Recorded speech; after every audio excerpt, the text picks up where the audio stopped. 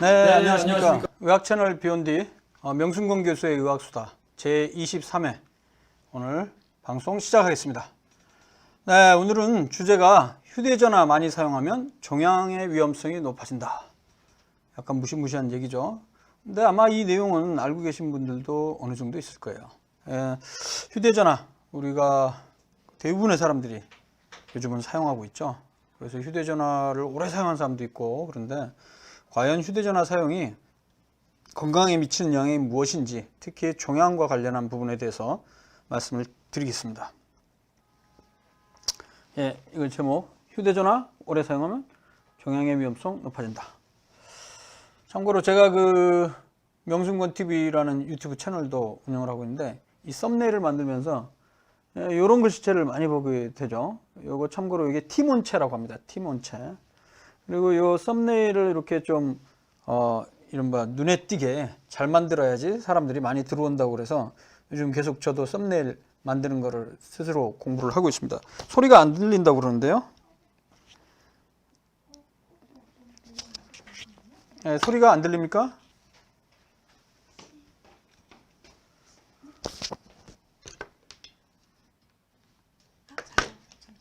예. 소리 안 들려요? 딸기80님이 소리 안 들린다고 하는데. 다른 분들 한번 좀 반응해 주시죠. 베리타스 주님, 식탐의 제왕님, 금분신님. 소리 잘 들립니까? 아, 들리네요. 예. 그래서 이제 이게 티몬체죠. 요거 좀 활용해 보시고요. 그 글씨, 썸네일 글씨 잘 쓰는 방법. 요거 제가 PPT 이용해서 만든 거거든요. 마이크로소프트 파워포인트 PPT로 만들었습니다. 보통은 포토샵으로 많이들 하시는데 포토샵이 없는 경우도 있잖아요. PPT로 할 수 있습니다. 요거 유튜브 들어가셔서 썸네일 잘 만드는 법 이렇게 치면 굉장히 많은 좋은 내용이 많이 있습니다. 자, 휴대전화 관련한 얘기 시작할게요. 예, 이정문 화백님 아십니까? 만화가 이정문 화백님. 자, 이분이신데요. 이분이 지금 여기 당신께서 화백님이 옛날에 그렸던 만화가 있거든요. 이 만화를 한번 볼게요. 자, 이걸 보겠습니다. 이걸 좀 확대해서 좀 보여주시면 좋겠네요. 이정문 화백께서 35년 후인 2000년대 미래 모습을 이게 아마 신문 일간지에 이걸 그림을 그린 적이 있었던 것 같습니다. 이거 크게 지금 나옵니까? 아, 그 기능이 지금 없나 보군요. 이것만 확대해 주는 기능. 가르치고 계셔가지고 해드릴게요. 네. 그래서 이게 지금 몇 년도에 발표한 만화냐면요. 1965년입니다. 지금이 2020년이니까 1965년이면 35에다가 20을 더하니까 와, 55년이네요. 사실 제가 1968년도에 태어났는데 저보다 3년도 전에 이런 만화를 발표했어요. 자, 이 만화의 내용 보면요. 1965년을 기준으로 해서 35년 후, 즉 2000년에는 2000년에는 어떤 모습이 될까? 그래서 서기 2000년의 생활의 이모저모. 그래서 보면 태양열을 이용한 집이 있고요. 전파신문. 전파신문이라고 하면 인터넷 신문으로 볼 수 있겠네요. 그다음에 공해가 없는 전기자동차 나오고 움직이는 도로. 움직이는 도로도 우리 공항이나 이런 데 가보면 그 있죠. 그 다음에 청소는 로봇가 해주고 로봇 청소기 있잖아요. 그죠? 그리고 집에서 치료를 받고 원격 진료 얘기하는 거죠. 그다음에 부엌에는 오늘의 메뉴는 부엌에서 이제 자동으로 뭐 이렇게 알려주고 공부도 집에서 하고 그죠? TV 보면서 하고 그리고 여기 보면 달나라 수학여행은 그러니까 로켓 타고 달나라로 간다는데 이거는 좀 아직까지는 아니죠. 그러나 요즘 뭐 우주정거장까지 가는 그런 프로젝트도 있긴 합니다. 근데 제가 주목하고자 하는 것은 바로 이거예요. 여기 보면 소형 TV 전화기라고 되어 있어요. 소형 TV 전화기를 보면서 누구야 빨리 와라 이렇게 친구에게 얘기할 수 있다는 거죠. 야, 이게 바로 우리 오늘날의 휴대폰, 스마트폰이 되겠습니다. 그래서 참 이게 보면 1965년도에 이런 35년 후 지금 우리 50년이 지난 세계를 예측했다는 게 참 대단한 것 같습니다. 네, 휴대전화의 역사에 대해서 한번 좀 살펴보겠습니다. 지금 이게 그 스마트 댓글창이 두 개가 겹쳤는데 한쪽으로 좀 예, 그렇게 해주셨으면 좋겠네요. 예. 이치금님, 이정문 화백도 예상 못한 코로나. 그렇죠. 코로나. 그렇죠. 예상은 못했지만은, 그러나 그 65년 기준으로 보면, 그렇죠. 예상하기 좀 어려웠겠네요. 제가 최근에 MBC 선을 넘는 녀석들에 나갔었는데요. 지난주에.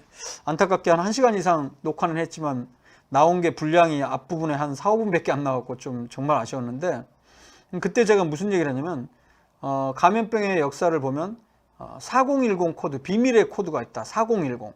4010이 뭐냐? 그게 바로 뭐냐면요. 1918년도, 19년도 2년 혹은 3년 동안 스페인 독감이 유행하지 않았습니까? 그리고 나서 또 대유행했던 게 언제냐면 1957년, 58년 이때 아시아 독감이 유행을 했었습니다. 57년도에. 그러니까 딱 거의 40년 후에 유행한 거죠. 그 다음에 아시아 독감 후 약 10년이 지난 1968년도, 제가 태어난 해네요. 이때 바로 홍콩 독감이 유행을 했었고요. 그리고 1968년부터 시작을 해서 약 40년이 지난 2009년에 신종플루가 전 세계적으로 대유행했고, 그리고 약 10년, 11년 정도 지난 바로 올해 2020년에 코로나19가 유행을 했었죠. 그래서 이제 순서를 보면 세계적인 감염병의 대유행이 바로 40년, 10년, 40년, 10년 이렇게 해서 유행을 해왔다는 것이죠. 물론 제가 앞선 스페인 독감, 아시아 독감, 홍콩 독감, 신종플루 이런 건 전부 다 인플루엔자, 독감 바이러스고, 이번에 발생한 거는 코로나 바이러스였기 때문에 그게 좀 안 맞을 수도 있겠습니다. 어쨌든 이런 법칙이 좀 있었다는 것이죠. 자, 이제 여담은 거기까지만 하고요. 자, 그럼 휴대전화의 역사는 어떠냐? 자, 보세요. 불과 한 20여 년 전에 보면 먼 곳에 떨어져 있는 사람과 목소리를 들으며 이야기하기 위해서 특정 장소에 비치되어 있는 전화기, 공중전화기나 이런 걸 이용하게 됐었죠. 그런데 1997년 2월, 제가 이때가, 여러분들은 언제 때였습니까? 97년. 97년이면 제가 레지던트, 가정의학과 레지던트 전공이 2년차 때였네요. 2년차 때. 96년에 1년차, 95년도에 인턴을 했었으니까요. 그때 저도 이 시티폰을 샀던 것 같아요. 1997년 2월에 시티폰이 나와서 공중전화 옆에서만 발신전화만 가능한 거예요. 그러니까 수신은 안 되고 발신만 되는데 아무 데서나 되는 게 아니고 공중전화 옆에 가서 발신을 할 수 있는 거죠. 그거라도 굉장히 신기했었죠.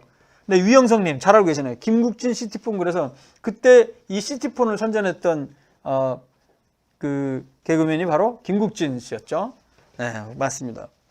그리고 나서 참 놀라운 게 8개월 만에 97년 10월에 PCS 폰이 나오기 시작했습니다. 잠깐 이거 전에 우리 장길남님 5,000원 후원해 주셨습니다. 제가 전적으로 믿는 명승공 박사님, 많은 공부와 도움이 되어 고맙습니다.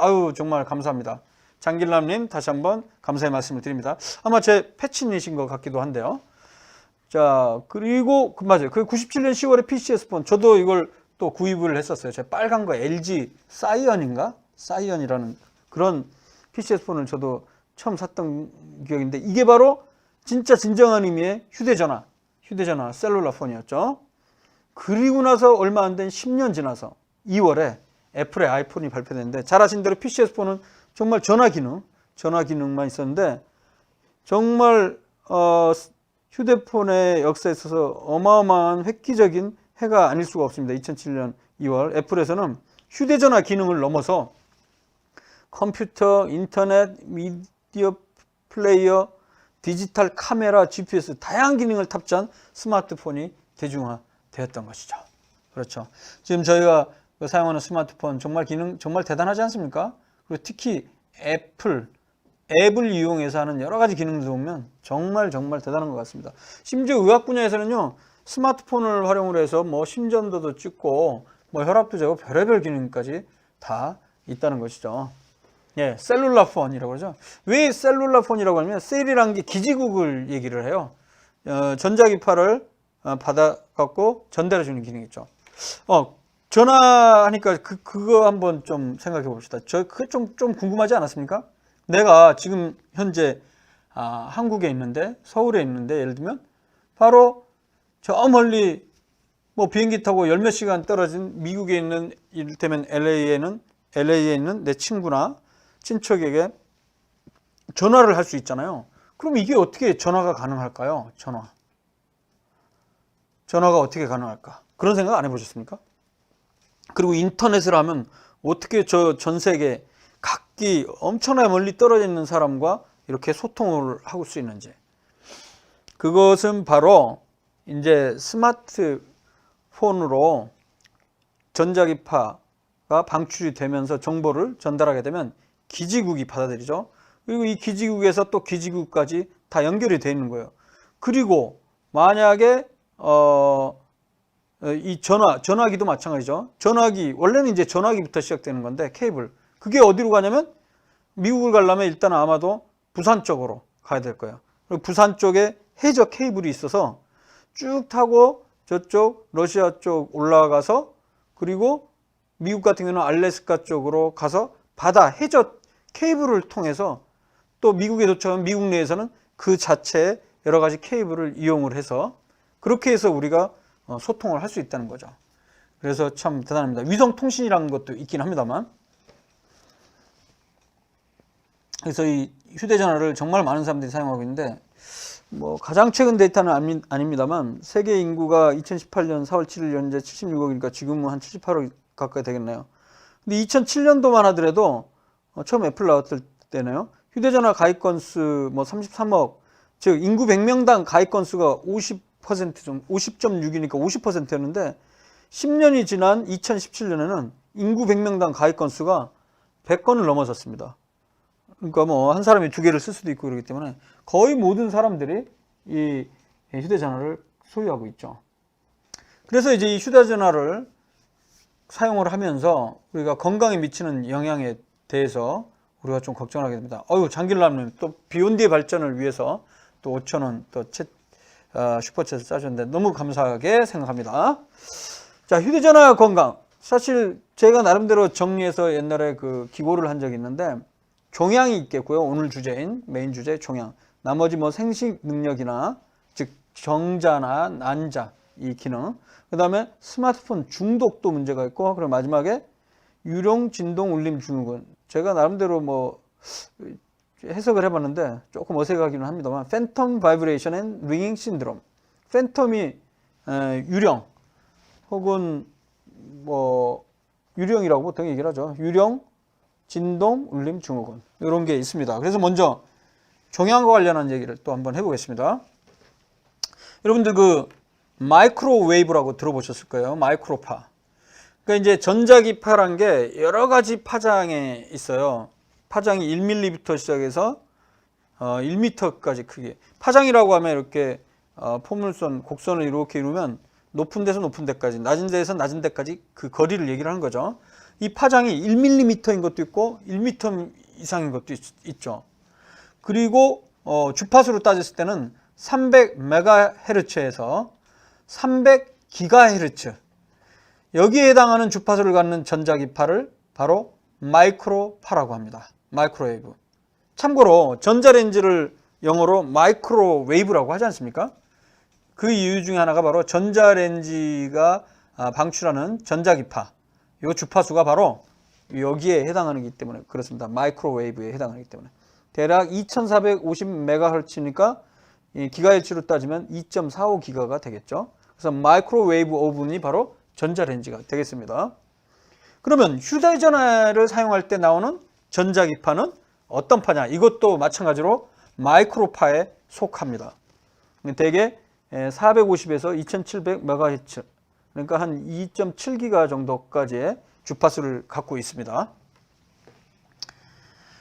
자, 그런데 문제는 이 휴대전화를 사용할 때 마이크로웨이브가, 전자기파가 나오기 때문에 일부 실험 연구에서 보면, 여기서 인비트로라고 그랬죠. 비트로라는 게 이제 VITRO가 글래스, 유리란 뜻이에요. 라틴어로. 그러니까 유리관 안에서 연구하는, 시험관 안에서 하는 연구, 혹은 배양 접시에서 하는 연구를 인비트로 리서치, 인비트로 연구, 실험실 연구를 얘기합니다. 즉 살아있는 생명체는 쥐나 사람을 대상으로 하는 게 아니라는 의미죠. 이런 연구들에서 마이크로웨이브, 휴대전화에서 발생하는 이 마이크로파가 세포를 막 분열을 증식시키는 효과가 있다, 기능이 있다. 그런 연구들이 보고되기 시작했고요. 또 하나는 유전자 중에 암유전자가 누구나 다 있는데 어느 세포에나 이 암유전자의 활성화 영향을 미친다는 보고가 있어서 휴대전화 사용하면 그럼 종양의 위험성이 있는가, 이것에 대해서 개별 연구들이 나오기 시작했습니다. 그래서 그 개별 연구라 하면 사람을 대상으로 한 연구들인데요, 환자 대조군 연구라는 게 대표적인 연구 방법이 있습니다. 이 말은 뭐냐면, 이거는 조금 알아두시면 도움이 됩니다. 그러니까 예를 들어서 우리가 휴대전화를 사용하게 되면 뇌종양이나 뭐 두경부 종양 이런 쪽을 우리가 굉장히 걱정을 할 텐데, 왜냐하면 전자기파에 직접적으로 노출이 되기 때문에. 그래서 실제 국립암센터 같은 경우 국립암센터에 1년 동안 뇌종양으로 입원한 사람 예를 들어서 100명이라고 가정해 봅시다. 그렇게 숫자가 많지는 않지만 100명. 그럼 뇌종양 환자 100명을 선정을 하고요. 각각에 대해서 나이와 성별이 비슷한 뇌종양이 없는 그냥 건강인을 한 명씩 매칭을 시켜서 또 100명을 선정을 합니다. 1대1로. 그러면 뇌종양 환자 100명, 그 다음에 대조군, 정상군 100명 이렇게 있죠. 그럼 그 100명, 200명 모든 연구 대상자에게 연구원이 가서 설문을 합니다. 평소에 최근 뭐 5년, 10년 동안 평균적으로 휴대전화를 하루에 얼마나 사용하느냐 이런 걸 물어볼 수가 있어요. 그래서 보기를 줘갖고 뭐 5분, 10분, 20분, 30분, 뭐 1시간 뭐 이렇게 하겠죠. 그렇게 해서 또 그 종양에 미칠 수 있는 여러 가지 위험 요인들, 흡연이나 음주, 운동 유무 이런 것까지 다 조사한 다음에 다 보정을 해서 어떻게 하느냐, 환자군에서의 휴대전화 사용하는 사람들이 얼마나 많이 사용하고 그 다음에 대조군에서 얼마나 많이 사용하는지 그 비를 보는 거예요. 그랬더니 어떤 연구에서는 뇌종양 환자에서 확실히 휴대전화를 많이 사용했다라는 연구가 있는 반면에 어떤 연구에서는 차이가 없었다라는 연구도 있고 그렇게 다양하게 나왔습니다. 그래서 제가 2009년도에 지금부터 11년 전에 종양학 분야의 최고의 학술 중에 하나죠. Journal of Clinical Oncology라고 해서 임상종양학 학술지에 미국에서 발행하는데요. 그 2009년 이전에 나왔던 전 세계적으로 한 23편 전 세계적으로 나왔던 환자 대조군 연구, 이거를 다 제가 종합을 했습니다. 이게 종합한 메타 분석이라고 제가 얘기를 했죠. 메타 분석이란 건 개별 연구 결과를 그냥 합쳐버리는 겁니다. 마치 제가 한 번에 연구한 것처럼. 그래갖고 통계 프로그램을 돌려갖고 그 계산을 해보는 거죠. 그랬더니 23편 다 종합했을 때는 휴대전화 사용과 종양 관련이 없었습니다. 그런데 흥미로운 세부그룹 연구가 나왔습니다. 무슨 결과가 나왔냐? 일단은 아까 그 연구원이 환자나 그 다음에 정상인한테 가서 설문조사를 한다고 그랬죠. 근데 설문조사를 할 때 이 연구 대상자가 환자인지 정상인인지 모르게 눈가림을 사용을 하는 게 필요합니다. 왜냐하면 눈가림을 해야지 편견이 덜 들어가서 정보를 정리하거나 그럴 때도 오류가 좀 적겠죠. 그래서 그걸 눈가림, 블라인딩이라고 그러는데, 이 눈가림을 사용한 연구들, 그리고 10년 이상 휴대전화를 오래 사용한 사람들, 개별 연구마다 또 질적 수준을 평가하는 방법인데, 질적 수준이 높은 연구만, 이런 연구에서는 휴대전화 사용이 종양의 위험성이 높이는 거로 나왔습니다. 그러니까 전체 23편을 다 종합하면 뭐 특별히 휴대전화 사용과 종양이 관련성이 없는 것처럼 보이는데, 이렇게 연구의 질적 수준도 높고 또 휴대전화 오래 사용한 그룹만 따로 데이터를 뽑아갖고 비교를 해보니까 휴대전화를 덜 사용하는 사람에 비해서 휴대전화를 자주 많이 사용하는 사람이 확실히 종양의 위험성이 좀 더 높았다, 이런 결과를 제가 발표를 했었습니다. 그게 이제 이 연구 논문 1페이지인데요. Journal of Clinical Oncology 2009년도 11월 달에 발표한 논문이고요.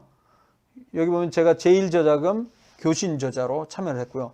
이 논문은 사실 2009년이니까 2008년도에 제가 미국 UC 버클리 보건대학의 한 조그만 연구소에 비지팅 스칼러, 즉 방문학자로 1년 동안 안식년을 갔었어요. 그래서 그 1년 동안 논문을 좀 많이 썼습니다. 그 당시에 저는 놀면 뭐하냐, 물론 좀 뭐 휴식도 취해야 되겠지만은 열심히 논문을 써서 그때 뭐 한 6-7편 이상 논문을 썼었습니다. 그래서 2009년에 논문이 나오기 시작했는데 이 사실 논문도 그때 미국에 연수 갔을 때 그 주제를 생각을 해서 제가 메타분석을 막 시작한 때라서 이 연구 결과를 발표하게 된 것입니다.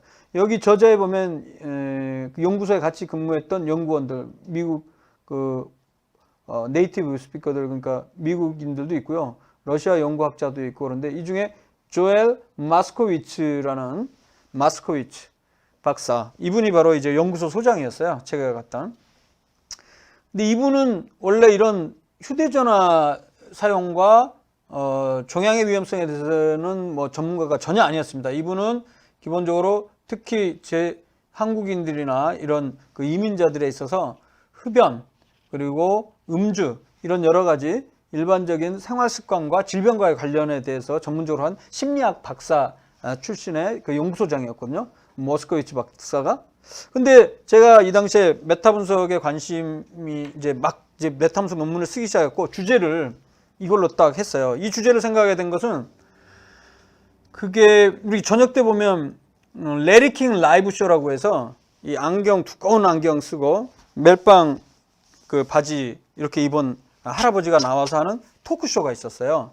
근데 그 어느 날 그 봄인가 여름 때 주제가 뭐였냐면 휴대전화 사용하면 전자기파가 나올 텐데 이게 뇌종양의 위험성을 높이냐 라는 것에 대해서 학자들이랑 의사들이 나와서 디스커션, 디베이트를 하는 걸 봤어요. 논쟁을 하고 있길래 이거 굉장히 흥미로운 주제 같다 생각을 해서 제가 의학 데이터베이스에 들어가서 이 연구 결과를 정리를 해보니까 논문은 많이 있는데 전체적으로 뇌종양뿐만이 아니라 두경부 종양, 그 다음에 뭐 남성의 경우는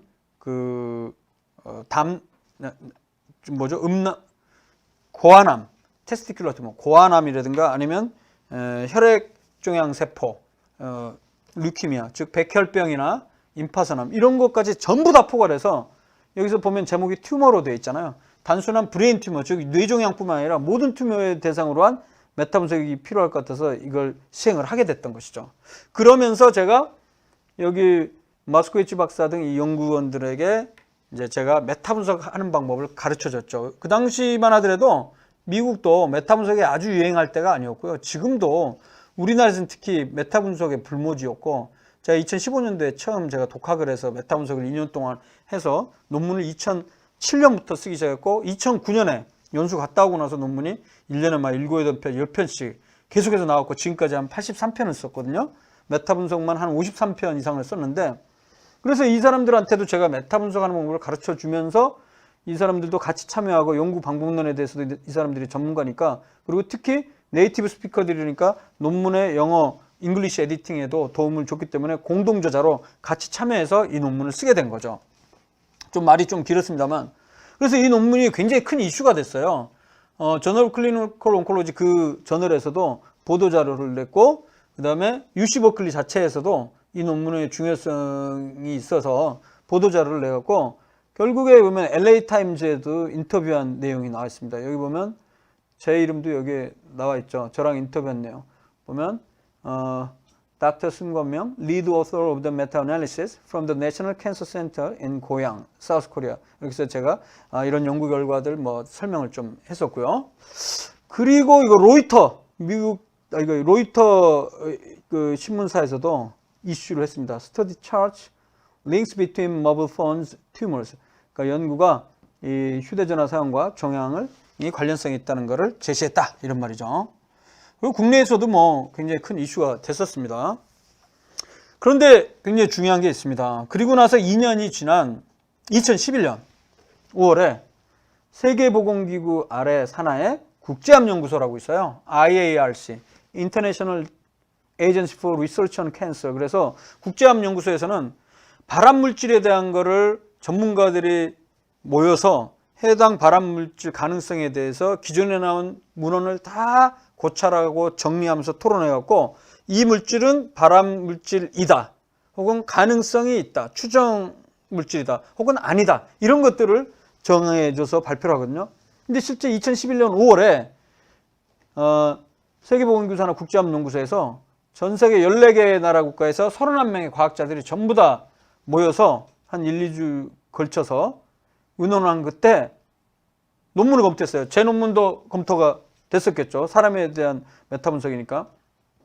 뇌종양 중에서 신경교정, 이제 글라이오마라고 합니다. 제일 흔한 그 암 중에, 뇌종양 중에 하나인데, 그것과 청신경종, 요 귀에 있는 발생하는 암, 이런 위험성을 높일 수 있기 때문에 휴대전화를 사용할 때 방출하는 무선 주파수 전자기파, 그러니까 전자기파 마이크로웨이브, 이거를 발암물질 관련해서 그룹 1이면 완전한 발암물질이 확실한 거고요. 그룹 2 중에는 A와 B가 있는데, 이거는 추정물질 혹은 가능물질이 있는데, 그 바로 아래 단계는 인체 발암 가능물질로 최초로 분류를 하게 되었습니다. 그래서 이 얘기는 뭐냐면, 휴대전화로 사용하던 전자기파가 암을 일으키는 물질이 확실하다는 아직은 아니에요. 그 전 단계라는 거예요. 가능한 물질인 거죠. 그렇기 때문에 휴대전화 사용을, 그러니까 종양 위험성을 낮추기 위해서라도 휴대전화 사용을 좀 줄이는 게 좀 필요하다는 것이죠. 이러던 와중에 제가 바로 최근입니다. 2020년 11월에 International Journal of Environmental Research and Public Health, 우리말로 번역하면 국제 환경연구와 공중보건 학술지가 있습니다. 주로 이제 환경과 질병과 관련한 그런 논문들을 담는 학술지인데요. 여기에 제가, 그러니까 2009년에 제가 메타분석 발표하고 나서 또 개별 연구 결과들이 많이 나왔겠죠. 그래서 23편을 딱 2배가 되네요. 더 얹어서 46편의 환자 대조군 연구를 또 한 번 종합을 해서 제가 업데이트를 해봤습니다. 이렇게 업데이트를 하다 보니까 이제 오리지널리티, 독창성이 조금 떨어질 수밖에 없겠죠. 제가 11년 전에 이미 이 같은 내용을 발표한 적이 있으니까. 그러다 보니까 아주 좋은 저널에 못 올라갔습니다. 임팩트 팩터가 그렇게, 즉 인용지수가 높지는 않지만, 그래도 근데 이 논문 사실 2년 전 정도에 완성을 했는데 2년 동안 최소 15군데 이상의 국제학술지로부터 리젝트를 당했어요. 리젝트가 이제 논문을 제출하면 리젝트, 그러니까 거부를 당하고, 이거를 15번 이상을 한 끝에 할 수 없이 그 인용 임팩트 팩터 낮은 데지만은 그래도 뭐 괜찮은 국제학술지에 실었습니다. 근데 결론은 어떻게 나왔냐? 거의 비슷합니다. 10년 전이라. 그래서 이 보도자료를 제가 초안을 만들었는데 아직은 정식으로 뭐 발표되지는 않았습니다. 근데 이 46편의 연구 결과를 종합해 보니까 이 자세한 내용은 요거는 정식으로 보도자료가 나오면 또 제가 설명은 해드리도록 하겠습니다. 어쨌든 여기에 참여한 거는 이제 제가 교신 저자로 주도한 거고요.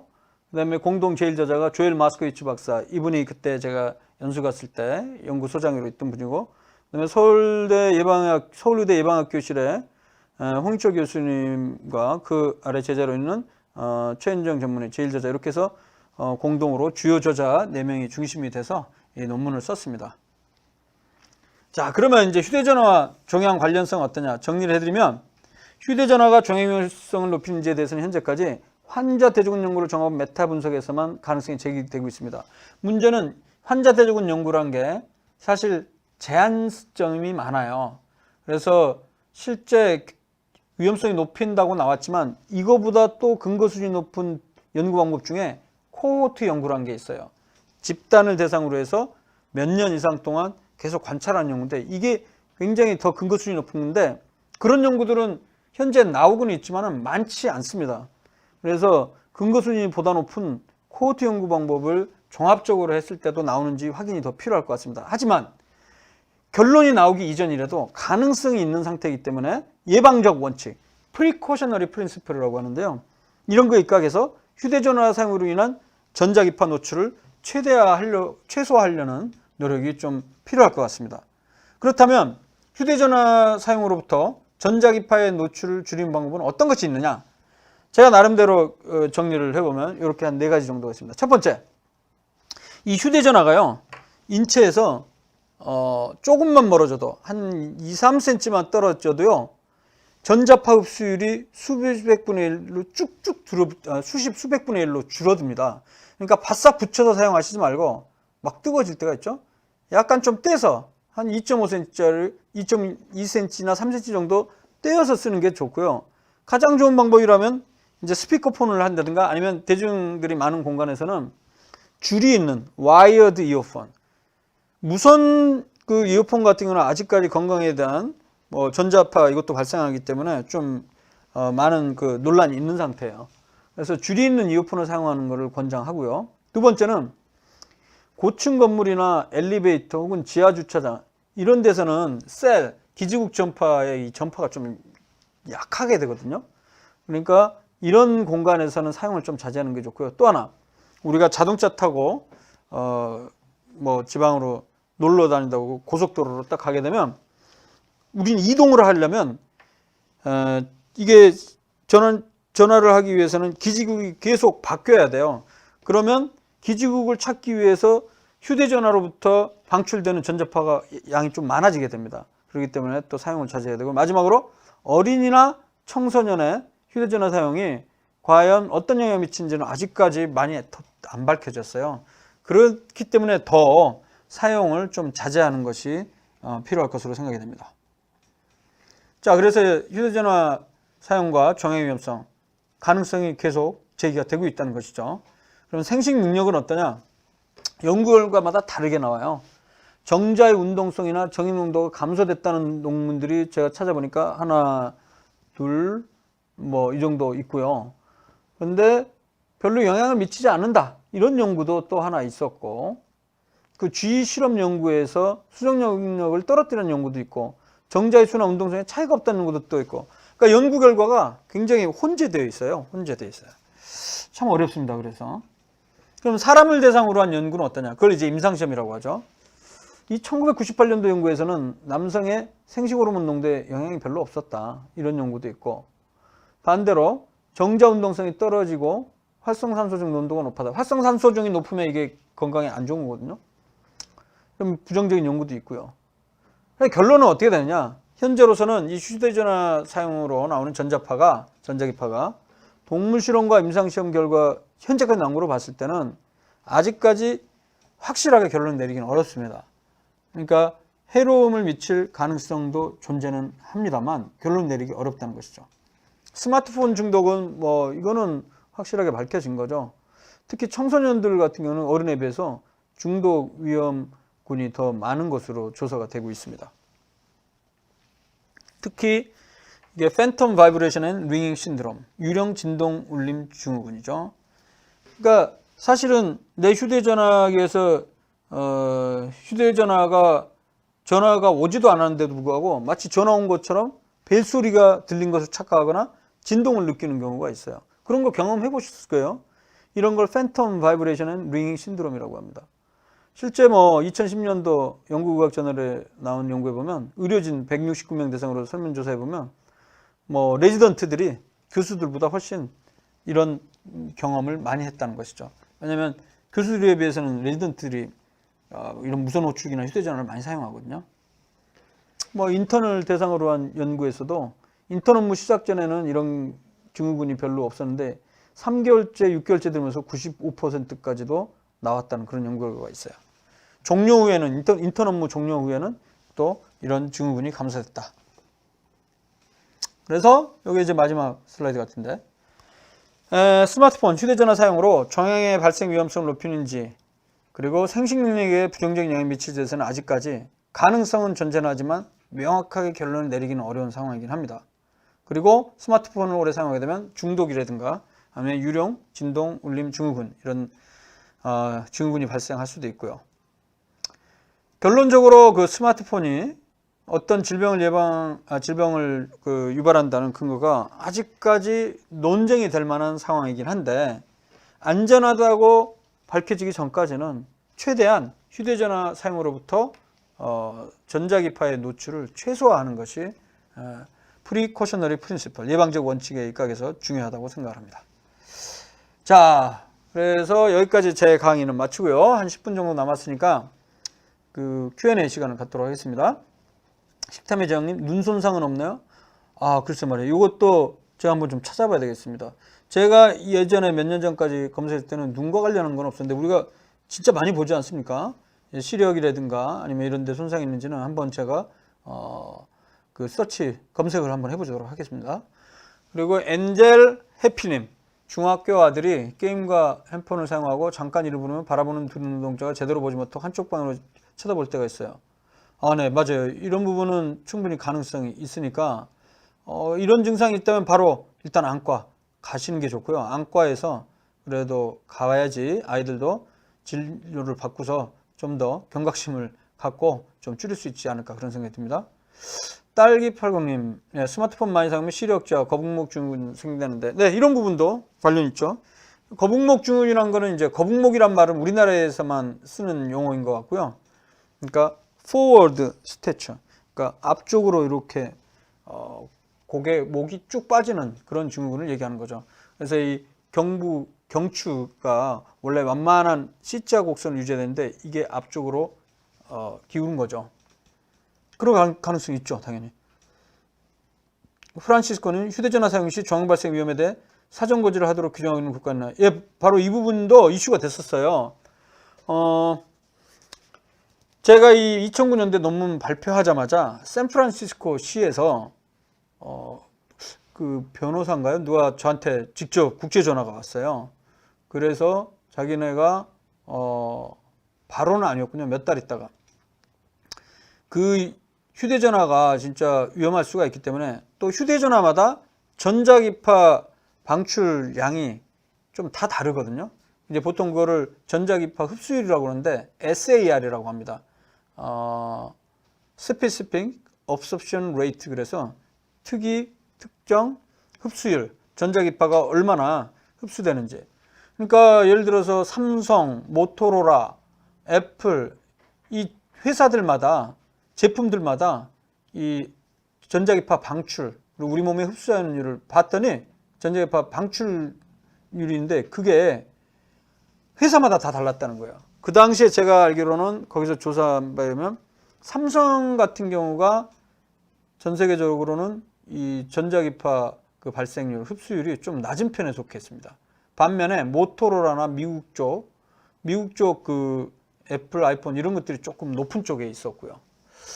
그렇지만 국제 규격에 아마 그게 2.0이었던가요? 그 미만이었기 때문에 뭐 문제 없이 시판을 할 수 있는데 문제는 그 안에서도 전자기파 흡수율이 이게 좀 다를 수 있기 때문에 이런 걸 제품 판매할 때 진열할 때 거기다 고시를 해야 되는 거를 법률로 이게 하겠다고 해서 그것 때문에 좀 이슈가 되었었다고 합니다. 그래서 실제 뭐 법률 소송까지 갔고 그런 상황이 있었습니다. 근데 샌프란시스코에서는 저한테 전화 왔고 그것에 대해서 이제 증언을 해달라고 했는데 뭐 그럼 제가 할 수 있다. 하지만 아까도 제가 얘기했지만은 지금 현재 기준 이하로 다 만족하고 나온 것이기 때문에 제 연구 결과 자체는 휴대전화를 오래 사용할수록 위험성이 높아진다는 걸 했지 휴대전화마다 다른 그 전자파 흡수율에 따라서도 위험이 있는지는 제가 직접적으로 한 연구가 있기 때문에 도움이 될지는 모르겠다. 제한점을 얘기를 했더니 나중에 결국에는 저를 이제 증인으로 하는 것을 이제 결국에는 시행을 하지 않은, 그러니까 중단한 그런 사례가 좀 있긴 했었습니다. 그래서 어쨌든 사전고지 맞습니다. 지금 제 논문이 또 나오고 이슈화가 된다면 휴대전화를 너무 밀착시켜서 장기간 사용하는 경우 종양 발생의 위험성이 있을 수도 있다. 가능성에 대한 그런 고지는 저는 필요하지 않을까 그런 생각이 듭니다. 장길남님, 휴대전화를 바지 주머니에 넣으면 불임을 일으키나요? 네, 이 부분에 대한 연구들이 실험 연구나 그렇죠, 동물 실험이나 쥐 실험을 통해서 해봤더니 연구마다 불임 가능성이 있다는 논문도 있고 아닌 연구도 있고 그래서 좀 아직까지는 확실하지가 않다고 제가 말씀드린 거고요. 아직 결론을 내리기는 어렵습니다. 그래서 가능하면 바지 주머니에 남성들 넣는 것보다는 다른 뭐 작은 주머니나 가방이나 이런 데 넣고 다니는 게 맞겠죠. 아니면 저 위에 상의에다가 넣는 게 좀 오히려 낫지 않을까 그런 생각이 듭니다. 딸기80님, 스마트폰 퇴근하고 카톡 울리지도 않은데 카톡 울리는 느낌. 그렇죠. 이게 바로 팬텀 바이브레이션 앤 링잉 신드롬이 되겠죠. 네, 오늘 뭐 많이 많은 분들 100분 넘게 120분 뭐 이렇게 128명 이렇게 들어오셨는데 감사하고요. 고구마님, 홍계숙님, 랭크원님, 그 다음에 식탐의 제왕님, 프란치스코님. 네. 혹시 뭐 이제 한 5분 정도 남았는데 궁금한 거 없으니까 오늘 그 신문 코로나 관련한 이슈 중에 그게 나왔죠. 미국 제약회사 파이자에서 백신 효과를 중간 결과를 발표했는데 약 90% 정도 효과가 있다 이런 발표를 했어요. 그 정확한 그 논문을 제가 아직 보지는 못했습니다만 내용적으로는 그거예요. 한 뭐 2만 명 이상, 전체적으로 4만 명인가 그런 규모 연구 대상자를 대상으로 해서 반은 가짜약 플라시보를 투여하고 반은 새로 개발한 코로나19 백신을 투여를 해서 몇 개월 동안 5개월인가요? 관찰을 해서 몇 주 동안 관찰을 해서 봤더니 전체적으로 몇 명입니까? 100몇 건의 그 코로나19 환자가 발생했는데 핵심은 뭐냐면 비교를 해보니까 예를 들어서 전체 코로나19 환자 중에 90%는 위약 그룹에서 나왔고요. 플라시보. 10% 정도만 백신 그룹에서 나왔다고 합니다. 보통 이제 우리가 비교를 할 때는 상대 위험도라는 걸 하거든요. 즉 가짜약을 투여받은 사람 중에 코로나19 환자가 몇 명 생겼는지를 분모에다 놓고 분자에다가는 실제 백신을 맞은 사람 중에 코로나19가 몇 명 발생했냐 봤더니 그게 대략 10대 9 정도 된다는 거죠. 10대 90. 그러니까 1대 9 정도. 그래서 그냥 백신을 안 맞았다면 예를 들어서 100명이 생겼을 텐데 백신을 맞음으로 해서 90%를 줄였으니까 그래서 90% 효과가 있다. 이렇게 이야기를 하고 있습니다. 보통 지금까지 인플루엔자 같은 경우는 일반적으로 물론 나이나 기저질환자 연구대상자에 따라 다르지만 일반적으로는 지금 11월에 주사 맞는 인플루엔자 백신의 효과가 대략 70%로 알려져 있습니다. 나머지 70% 내외로 알려져 있죠. 그런 거에 비하면 90%는 좀 중간 결과이긴 합니다만 상당히 효과가 뛰어나다고 봐야 되겠죠. 지금까지로 보면. 근데 정확한 그러니까 전체 보고서를 제가 좀 봐봐야 알겠습니다만 보통 지금 추정했던 거는 이번에 코로나19 백신이 대략 50%에서 70%의 효과가 있을 것이다 라고 추정을 해왔었거든요. 그것에 비교하면 90% 효과는 상당히 뛰어난 효과이긴 합니다. 근데 더 중요한 게 있습니다. 효과가 있지만 부작용, 안전성 유무는 어떤지는 좀 더 많은 시간을 두고 지켜봐야 되거든요. 그 부분까지 해서 완전한 최종 보고서가 나오면 대략적으로 이 화이자에서 개발한 이 코로나19 코비드-19 백신이 과연 효과가 있는지 그거를 확인하는데 좀 더 시간이 필요할 거는 같습니다. 그래서 지금만 봐서는 올해 안에 실제로 그 많은 사람들에게 예방접종을 할 가능성이 높아지지 않을까 조심스럽게 예측을 해보고요. 아무튼 90%면 굉장히 대단합니다. 그리고 장길남님이 얘기한 대로 이거는 3상 임상시험입니다. 그때도 제가 했지만 1상은 안전 용량을 테스트하기 위해서 몇십 명 정도만 대상으로 하고요. 2상 임상시험은 보통 두 그룹으로 나누는데 수백 명에서 뭐 1000명, 2000명 정도까지고 3상 시험은 보통 기천 명에서 뭐 3000명, 4000명까지 하는데 이번에 한 거는 이거보다 훨씬 많은 뭐 거의 한 4만 명 이상으로 제가 알고 있습니다. 어마어마하게 대규모 3상 임상 시험입니다. 이게 이번에 확실하게 뭐 효과 있고 안전하다고 나오면 화이자는 안 그래도 뭐 대단한 회사죠. 화이자 약들, 좋은 약들 굉장히 많이 사실은 개발하는 회사 중에 하나입니다. 대표적으로 우리가 담배 끊을 수 있는 챔픽스라는 약 있죠. 바레니클린. 그 약도 이 화이자에서 만든 약이죠. 일단 뭐 좀 한번 기대는 해보겠습니다. 뭐 어쨌든 이게 제대로 되면 어마어마한 또 그 제약회사 부도 창출하지만 뭐 그거 이상으로 우리한테 중요한 건 인류에게 중요한 거는 이 코로나19를 확실하게 예방할 수 있는 백신을 개발하는 거. 그게 굉장히 의미가 있는 일이겠죠. 네, 그러면 화이자 대박 날 가능성이 상당히 높아 보입니다. 하지만 좀 더 봐야 됩니다. 항상 그런 말이 있잖아요. It ain't over till it's over. 그죠? 끝날 때까지 끝난 게 아니다. 끝까지 한번 확인을 해봐야 될 것 같습니다. 네, 오늘은 휴대전화를 사용하면 정해 위험성이 높아질 수 있다라는 걸 주제로 해서 휴대전화와 건강에 대해서 알아봤습니다.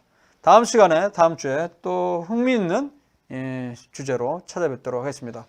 시청자 여러분 대단히 감사합니다. 감사합니다.